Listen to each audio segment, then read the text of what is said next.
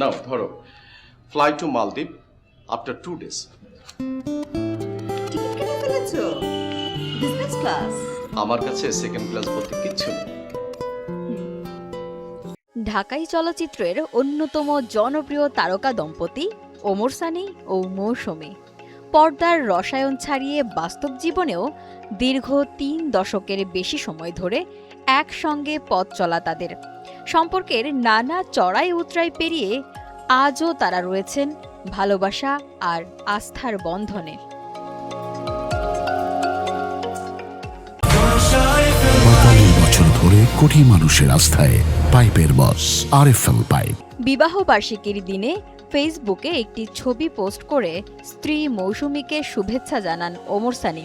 সেখানে তিনি লেখেন, হ্যাপি অ্যানিভার্সারি মৌসুমী, আজ থেকে ৩১ বছর আগে তোমাকে ঘরে তুলেছিলাম।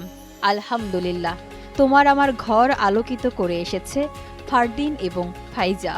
বেঁচে থাকুক আমাদের সম্পর্ক কবর পর্যন্ত, আমিন।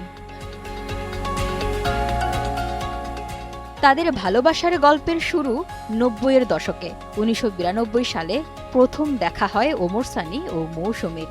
তখন সানির প্রথম সিনেমা মুক্তি পেয়েছে, আর মৌসুমীর অভিষেক চলচ্চিত্র কিয়ামত থেকে কিয়ামত মুক্তির অপেক্ষায়। পরিচালক শেখ নজরুল ইসলামের উদ্যোগে প্রথম পরিচয় হলেও একসঙ্গে কাজ শুরু হয় অনেক পরে।